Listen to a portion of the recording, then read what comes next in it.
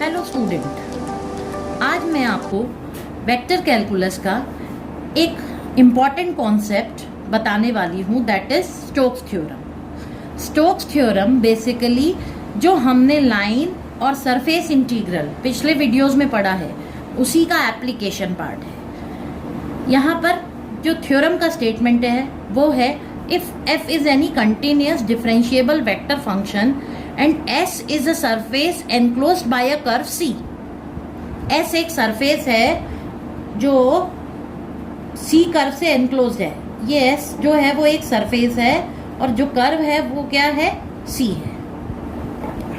Okay, तो S is a surface enclosed by a curve C, then integral C f dot dr is equals to double integral S curl f dot n cap ds। ये किसके बीच में relation है? Line और surface integral के बीच में relation show किया गया है, where n cap is the unit normal vector at any point of s. N cap क्या है? It is unit normal vector, जो कि कौन से डायरेक्शन में होता है? आउटवर्ड डायरेक्शन में होता है। देखिए, अब यहाँ पर line integral F dot D r को किसके इक्वल बताया गया? Double integral curl F dot N cap D s के। तो हम यहाँ कुछ क्वेश्चंस इसमें कैसे पूछे जाते हैं, इवैल्यूएट करना, क्योंकि डबल इंटीग्रल से जो कि हम इवैल्यूएट कर लेते हैं, और कुछ क्वेश्चंस आते हैं वेरिफिकेशन के। तो अब मैं आपको इस रिलेशन को क्वेश्चंस के थ्रू एक्सप्लेन करूंगी।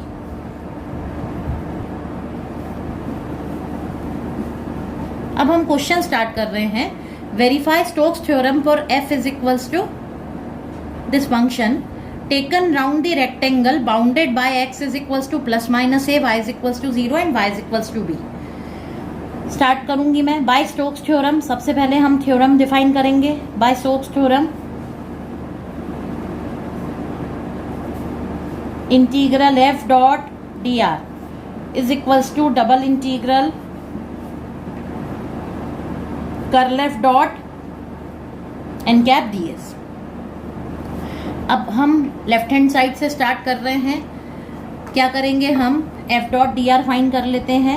f dot D r is equals to x square plus Y square I minus 2xy j dot D r क्या आ जाएगा? dxi plus dyj। अब आई डॉट आई करेंगे तो square plus Y square minus 2x square plus Y square dx minus 2xy dy। ये हमें किसकी value मिल गई? f डॉट डी आर की। अब हम आते हैं रेक्टेंगल पे, रेक्टेंगल फॉर्म करेंगे। अब रेक्टेंगल कैसा फॉर्म होगा ये देखें हम। x is equals to plus minus a है, x इज इक्वल्स टू ये point minus a, x is equals to plus a. उसके बाद क्या है? y is equals to 0। इस लाइन पर y इज इक्वल्स टू 0 होता है, और ये हमने एक रेक्टेंगल फॉर्म कर लिया कुछ इस तरह से। ये पॉइंट हमारा क्या हो जाएगा? Minus a comma b. This is our a comma, sorry 0 हो जाएगा यहाँ पर, क्योंकि अपन प्लेन पर एक्सिस पर ही ले रहे हैं, तो a comma 0। Now this is our minus a comma plus b and this is our point a comma b. अब अगर हम यहाँ पर देखें तो ये क्या है? These are our line integrals. ये जो है ये कर्व C है, जो कि 4 कर्व से मिलके बना है। इस कर्व को हमने C1 बोल दिया, इसको बोल दिया C2, इसको बोल दिया C3, इसको बोल दिया C4, और जो कर्व है हमारा वो क्या बोल दिया? C। कर्व C जो है, जो सरफेस S है, ये जो हमारी सरफेस S है, ये किससे बाउंडेड है? कर्व C से बाउंडेड है। ओके, अब हमें जब हम यहाँ पे लाइन इंटीग्रल इवेल्युएट कर रहे हैं तो हमें ये 4 curve C1, C2, C3, C4, ये चारों कर्व के लिए इंटीग्रल को फाइंड करना पड़ेगा। That means integral C dot C of f को cross f dot D r is equals to integral C1 f dot D r plus integral C2 f dot D r plus integral C3 f dot D r plus integral C4 f dot D r. वैसे ये concept मैं आपको line integral में भी बता चुकी हूँ। Okay, तो ये आ गई हमारी चारों वैल्यूज। नेक्स्ट अब हम एक एक कर्व ले लेंगे ऑन C1 कर्व पर देखिए क्या हो जाएगा, y इज इक्वल्स टू 0, है ना, y is equals to 0, it implies dy is equals to 0। और कौन वेरी कर रहा है, x जो है वो इस x एक्सिस पे x से वेरी करेगा, तो क्या हो जाएगा, x varies from -a to +a। अब हम इस इंटीग्रल को इवेल्युएट करेंगे। f डॉट डी आर हमने फाइंड किया हुआ है, तो integral C1 f dot D r is equals to y 0 है तो क्या हो जाएगा, dy भी 0 हो जाएगा, तो ये वाला पार्ट हमारा 0 हो गया और हमें क्या मिल जाएगा, x square plus y square is y 0 होने के कारण x square dx, where x varies from -a to +a। ठीक है, तो हमारा इंटीग्रल क्या बन जाएगा, -a to +a x square dx। Integrate करेंगे हम, क्योंकि फंक्शन इवन है तो हम 2 times 0 to a definite integral की प्रॉपर्टी अप्लाई कर देंगे। 2 टाइम्स 0 टू a क्या होती है, -a to +a f of x dx is equals to, क्या प्रॉपर्टी होती है डेफिनेट इंटीग्रल की, -a to +a f of x dx is equals to 2 times integration 0 to a f of x dx, where fx is even. fx कैसा है, even function है। Even function मतलब क्या, f of -x is equals to +fx। ठीक है, ये property होती है डेफिनेट इंटीग्रल की जो मैंने यहाँ पे अप्लाई की। x स्क्वायर कैसा है, इवन फंक्शन, -x रखने पर फंक्शन में कोई चेंज नहीं आया, तो इवन फंक्शन है। अब हम इसे इंटीग्रेट करेंगे तो हमें मिल जाएगा x³ फ्रॉम 0 टू a, बाहर क्या है 2 टाइम्स, तो finally what we obtain is 2a³ upon 3, यहाँ से और ऊपर से कर दूं फॉर C2। अब सेकेंड कर्व ले लेंगे हम, देखिए C2 में क्या हो रहा है, x is equals to a। आप देखिए कांस्टेंट है क्योंकि y एक्सिस के पैरेलल लाइन है, मतलब x कैसा हो जाएगा, x is equals to a constant, और y कैसा वेरी कर रहा है 0 से लेकर b तक, तो यही लिखेंगे हम x is equals to a implies dx is equals to 0। भाई कांस्टेंट का डिफरेंशिएशन क्या हो जाता है, 0 हो जाता है, तो x is equals to a तो dx is equals to 0 and y varies from 0 to b। Got it. अब इंटीग्रेट करेंगे, integral C2 f dot D r is equals to integration from 0 to b, x is equals to a put करेंगे, हमारा integral ये रहा x, तो a square plus y square dx। Okay, dx की value क्या हो गई, 0 हो गई, -2ay dy ये एग्जिस्ट करेगा हमारा, और ये वाला फंक्शन हमारा 0 हो जाएगा क्योंकि 0 से मल्टीप्लाई होगा, तो ये क्या आ जाएगा, हमें मिल जाएगा 0 टू b, दिस इज 0, तो दिस इज -2 ay dy, ये मिल गया। अब हम इसे इंटीग्रेट कर देंगे, -2a कांस्टेंट बाहर हो गया, y square upon 2 from 0 to b, and क्या मिल जाएगा हमें, -2a upon 2, y square is b square, तो is equals to -ab square. अब हम C3 के लिए इवेल्युएट करेंगे फंक्शन को, तो क्या आ जाएगा फॉर C3, देखिए C3 पर क्या हो जाएगा, y is equals to b, y में कोई चेंज नहीं आ रहा क्योंकि x एक्सिस के पैरेलल लाइन है, तो y is equals to b and x varies from a to -a, तो y is equals to b implies dy is equals to 0 and x varies from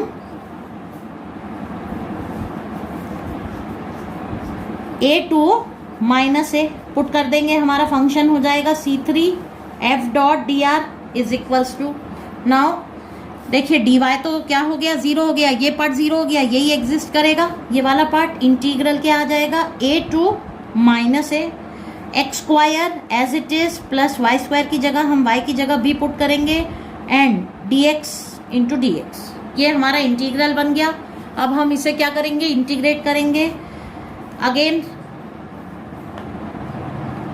क्या कर सकते हैं हम, माइनस ए को नीचे लाने के लिए नेगेटिव साइन यूज कर सकते हैं और फिर डेफिनेट इंटीग्रल की प्रॉपर्टी अप्लाई कर सकते हैं। तो माइनस साइन के साथ minus A to plus a x square plus b square D x.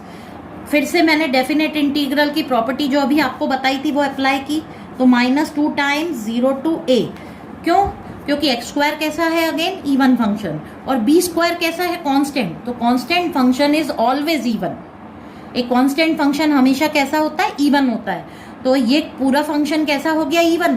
तो हमारी इवन डेफिनेट इंटीग्रल की इवन एंड ऑड वाली प्रॉपर्टी अगर हम अप्लाई करें तो फंक्शन कैसा हो जाएगा, 2 times 0 to a x square plus b square D x. Okay, और अब क्या हो जाएगा, -2 इंटीग्रेट किया हमने x³ 3 plus b square x from 0 to a. Integrate करेंगे हम तो हमें क्या मिल जाएगा, -2 a³ plus b square a minus lower limit is 0, है ना। x की जगह 0 पुट किया तो 0, यहाँ भी x है तो 0। तो क्या आ जाएगा finally, -2 a³ plus a B square. और अब मैं चौथा इंटीग्रल इवेल्युएट करूंगी फॉर C4। देखिए C4 के लिए क्या हो जाएगा, x is equals to -a और y कहाँ से वेरी कर रहा है, b टू 0, है ना। तो क्या आ जाएगा, x is equals to -a, it implies dx is equals to 0 and y varies from b to 0। Integral C4 f dot dr is equals to integration b to 0 dx 0 है। ये वाला part हमारा इंटीग्रल का क्या हो जाएगा, 0 function का, और ये पार्ट एग्जिस्ट करेगा। -2 बाहर, x की value -a y dy। Okay, ये क्या आ जाएगा, 2a integration b to 0 y dy।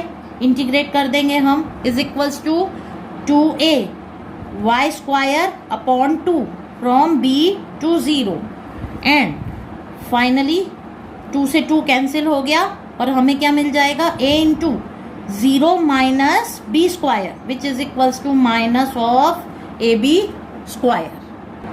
देखिए चारों इंटीग्रल्स हमें मिल चुके हैं। अब हम इवेल्युएट करेंगे integral c f dot D r is equals to, सबसे पहले C1 पर क्या थी वैल्यू इंटीग्रल की, that was 2a³ upon 3। Then C2 पर वैल्यू क्या थी, minus of a B square plus C3 पर वैल्यू क्या थी, -2 into a³ upon 3 plus a B square and finally C4 पर वैल्यू क्या थी, -ab स्क्वायर। सिंप्लीफाई करेंगे हम, 2a³ upon 3 minus a B square minus 2a³ upon 3 minus 2ab square minus a B square. 2a³ upon 3 cancel हो गया और हमें क्या मिल जाएगा, -4ab स्क्वायर। ये हमने इंटीग्रल इवेल्युएट कर लिया है बाय लाइन इंटीग्रल। अब सिमिलरली हम क्या करेंगे, क्योंकि हमें थ्योरम वेरीफाई करना है तो अब हम किसको इवेल्युएट करेंगे, बाय सरफेस इंटीग्रल। हम इस इंटीग्रल को इवेल्युएट करेंगे। देखिए सरफेस इंटीग्रल के लिए सबसे पहले मुझे क्या चाहिए, कर्ल एफ। कर्ल भी मैं आपको निकालना एक वीडियो में बता चुकी हूँ। हमने एक अलग से वीडियो जो है इसके लिए बनाया था, डाइवर्जेंस एंड कर्ल के लिए। कर्ल कैसे फाइंड करते हैं, कर्ल मतलब del cross f. Okay, curl मतलब डेल क्रॉस एफ। तो हम इसका डिटर्मिनेंट वैल्यू लेंगे i j k del by del x del by del y del by del z, ये डेल ऑपरेटर। एंड एफ की वैल्यू क्या थी, एफ था x square plus Y square, i component, -2xy j component and k component की value क्या है, 0 है। Fine, curl F find कर लेंगे हम। फॉर आई सॉल्व करेंगे, आई के लिए हमें क्या मिल जाएगा, 0 माइनस, भाई देखिए कैसे सॉल्व करेंगे, del by del y of 0 minus del by del z of minus 2xy, वो भी क्या मिल जाएगा, 0 माइनस जे। अब हम जे कॉम्पोनेंट के लिए सॉल्व करेंगे, del by del x is 0 और डेल बाय डेल जेड भी क्या हो जाएगा, फिर अगेन 0 प्लस के कॉम्पोनेंट के लिए सॉल्व करेंगे, del by del x of minus 2xy minus del by del y of x square plus Y square. ठीक है, तो हमें क्या मिल जाएगा, k into del by del x of this is minus 2y और minus del by del y is again minus 2y, तो हमें क्या मिल जाएगा, माइनस 4y के। अब हमारी थ्योरम के अकॉर्डिंग क्या था, curl F dot n d s, तो एन कैप की वैल्यू क्या हो जाएगी, अब हम इसे समझ लें। देखिए एन कैप मतलब unit normal vector in outward direction. अब अगर मैं देखूं ये एक्स वाई प्लेन है, तो एक्स वाई प्लेन का जो हमें नॉर्मल मिलेगा वो कहाँ मिलेगा, जेड प्लेन के लिए। ठीक है, एक्स वाई प्लेन का नॉर्मल जेड प्लेन के अबाउट होगा। अब जेड प्लेन के अबाउट होगा तो अब हम यहाँ पे क्या लेते हैं, आउटवर्ड नॉर्मल, तो हम किस तरफ ले लेंगे, के की अबाउट ले लेंगे, पॉजिटिव साइड ही लेंगे ऑब्वियसली, तो हम किस साइड लेंगे, n cap is equals to k ले लेंगे। क्लियर हुआ आपको, क्योंकि हम क्या कर रहे हैं, एक्स वाई जेड प्लेन है तो उसका नॉर्मल किस साइड हो, किस डायरेक्शन में होगा, आउटवर्ड नॉर्मल जेड प्लेन के अबाउट होगा, दैट इज जेड प्लेन का कॉम्पोनेंट क्या होता है, के। तो हमको एन कैप की वैल्यू क्या मिल गई, के मिल गई। Now what we have to calculate is double integral S curl F dot N cap D S which is equals to double integral curl F हमने अभी फाइंड कर लिया था, क्या आ जाएगा, minus 4y K dot N cap is K D S which is equals to minus 4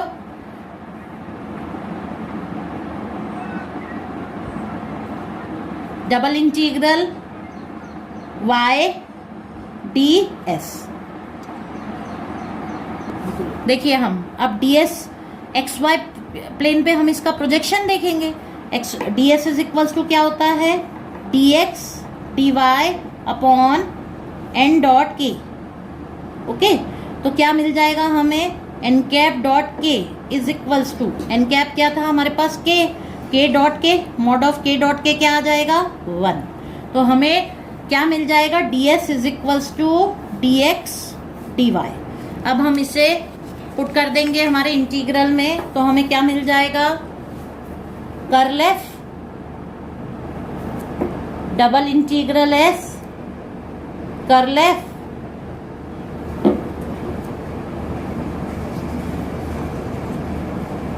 dot N cap D S is equals to double integral, curl F की value हम देख ही चुके थे, माइनस 4y,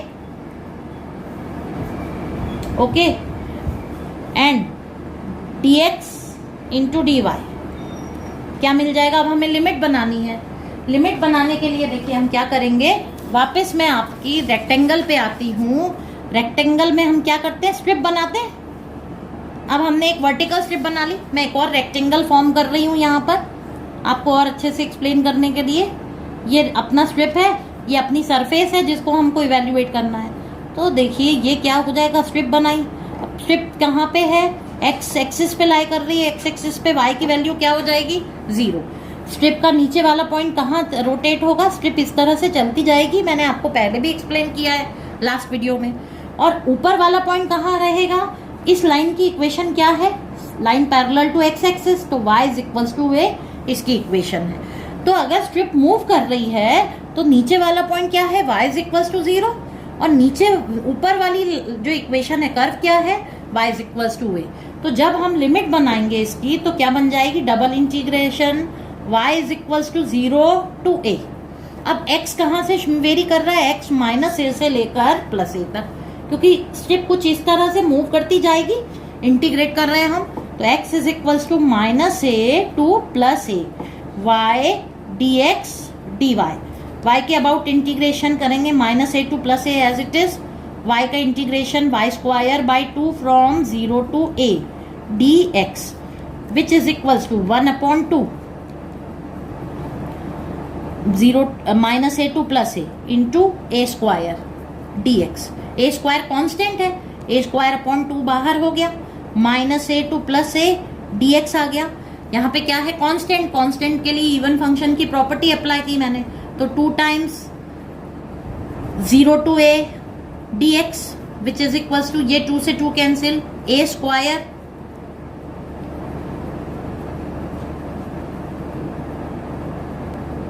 देखिए एक चीज थोड़ा सा चेंज करूंगी मैं, y is equals to B थी ये इक्वेशन जो पैरेलल टू एक्सिस थी, ये देखिए यहाँ पर y is equals to B थी। ओके तो यहाँ पर 0 टू b हो जाएगा, जो लाइन की इक्वेशन है वो क्या है, y is equals to b। तो हमें यहाँ पर क्या मिल जाएगा जब लिमिट पुट करेंगे, बी स्क्वायर। अब बी स्क्वायर क्योंकि कांस्टेंट है तो वो बाहर हो गया, ये बी स्क्वायर, एंड अब हम इसे इंटीग्रेट करेंगे तो हमें क्या मिल जाएगा 0 टू a, तो this is A B square. और क्योंकि -4 हमारे इंटीग्रल के साथ था तो -4 ए बी स्क्वायर अब हमें मिल गया है। जो integral F dot D R था उसकी भी वैल्यू -4 ए बी स्क्वायर थी, curl F dot N cap D S की वैल्यू भी क्या है -4 A B square. Thus Stokes theorem is verified.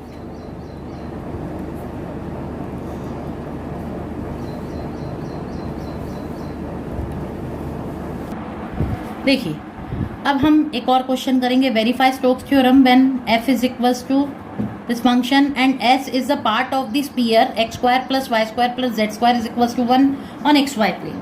xy plane पर अब हमें देखना है ये क्या हो जाएगा अगर हम ड्रॉ करेंगे। देखिए अब कैसा है, xy प्लेन पर है, ये हमारी z एक्सिस, y एक्सिस, ये x एक्सिस। xy प्लेन पर सर्कल अगर हम देखेंगे ये एक पूरा सर्कल है, और जब हम इसे xy प्लेन पर देखते हैं तो वो कुछ इस तरह का दिखेगा। अब अगर आप सोचिए तो या हम बॉल ले लें या हम एक नींबू ले लें लेमन, और उसको हाफ कट कर दें तो xy प्लेन पर, और उसको कुछ इस तरह से रख दें, है ना, तो xy प्लेन पर वो कैसा दिखेगा। xy प्लेन पर जो अगर हम हाफ कट वाला एरिया, तो नीचे सर्कल ही तो दिखेगा xy प्लेन पर, सर्कल, ठीक है। तो ये उसका स्पीयर का पूरा ऊपर का पोर्शन है, पर हमें क्योंकि xy प्लेन पर लेना है तो यहाँ पे क्या होगा, सर्कल ही होगा। तो xy प्लेन पर हमारा रीजन कैसा है, xy प्लेन पर, तो वो कैसा हो जाएगा, X square plus equation of circle क्या हो जाएगी, Y square is equals to 1 and z is equals to 0, क्योंकि xy प्लेन पर z की वैल्यू क्या हो जाएगी, 0 हो जाएगी। तो ये हमें इक्वेशन मिल गई। अब हमारा क्या हो जाएगा, ये हमारा C हो गया और ये हमारी सरफेस हो गई XY प्लेन पर। ओके अब हम क्या कर रहे हैं, F dot D r find कर रहे हैं। F dot D r is equals to y i plus z j plus x k dot D r is d x i plus d y j plus d z k. Okay तो क्या मिल जाएगा हमें, y D x plus z d y plus x d z. ये हमें F dot D r की value मिल गई। अब एफ डॉट डी आर मिलने के बाद हम किसकी बात करेंगे, सर्कल की बात करेंगे।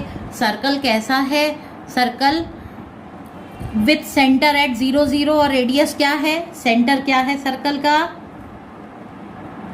0 0 पे, रेडियस क्या है 1 है। देखिए अब यहाँ पे हमें पैरामेट्रिक सब्स्टिट्यूशन रखने पड़ेंगे, क्योंकि एक्स वाई जेड पे हम इसको सॉल्व नहीं कर पाएंगे। जेड तो 0 हो गया, पर एक्स वाई की वैल्यू क्योंकि हमारा सर्कल है तो हम इसमें पैरामेट्रिक सब्स्टिट्यूशन रखेंगे। तो हमें क्या मिल जाएगा, देखिए x is equals to R cos theta, R की वैल्यू 1 है तो क्या आ जाएगा cos theta, y is equals to R sine theta, that is sine theta, R की वैल्यू क्योंकि 1 है तो R cos theta R sine theta, and z is equals to 0। क्योंकि हम स्पीयर की बात कर रहे हैं तो हमें पैरामेट्रिक सब्स्टिट्यूशन रखने पड़े। z इज इक्वल्स टू 0 मिल गया। अब हम इससे f डॉट डी आर की वैल्यू फाइंड करेंगे। Integral c f dot D r is equals to integral, circle कैसा मूव करता है, theta move from 0 to 2 pi, फ्रॉम 0 to 2 पाई, तो क्या आ जाएगा 0 से 2 pi. Now y is sine theta,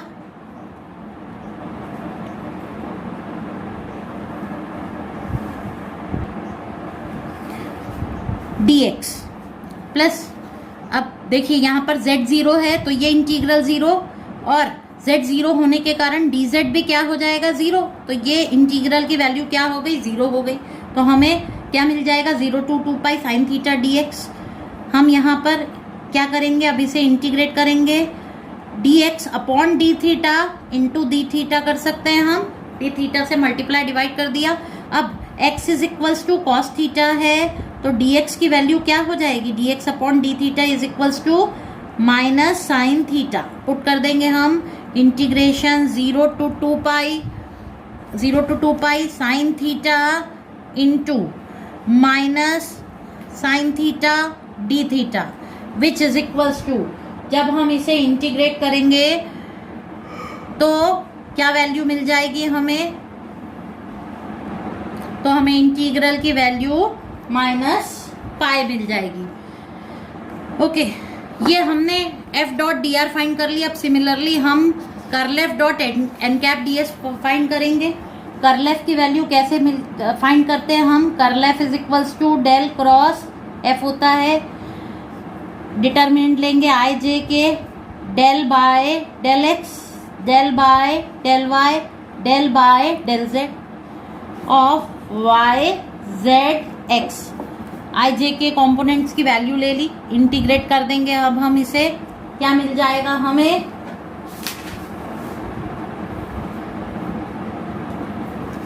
देखिए आई इंटू सॉल्व किया हमने, del by del y of x is 0 minus del by del z of z is 1 minus j into del by del x of x is 1 minus del by del z of y is 0 plus k into del by del x of z is 0 minus del by del y of y is 1। तो हमें क्या मिल गया, minus आई minus J minus के, ये curl F की value मिल गई। अब यहाँ पर हमें क्या करना है, नेक्स्ट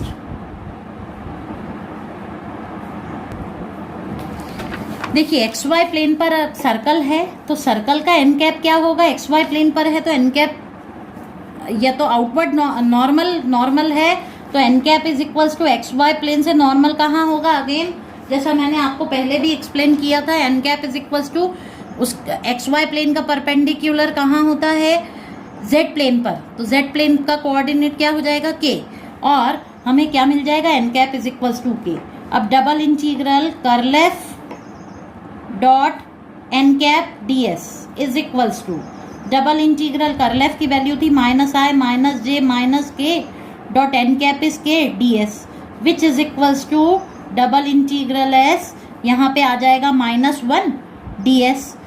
अब double integral D S where D S कैसी सरफेस है, S is the surface of the circle, जो सर्कल थी हमारी एक्स वाई प्लेन पर, और सर्कल की इक्वेशन क्या थी, X square plus Y square is equals to 1। तो डबल इंटीग्रल डी एस मतलब क्या हो जाएगा, minus of double integral D X D Y which is the area of the circle, है ना। इसको हम क्या बोल सकते हैं, double integral D X D Y is area of circle with radius 1, है ना। तो क्या आ जाएगा, माइनस ऑफ 1 का स्क्वायर, पाई आर स्क्वायर तो माइनस पाई, तो it is equals to minus pi. और हमने देखा था लाइन इंटीग्रल से भी वैल्यू क्या थी, माइनस पाई थी। The Stokes theorem is verified.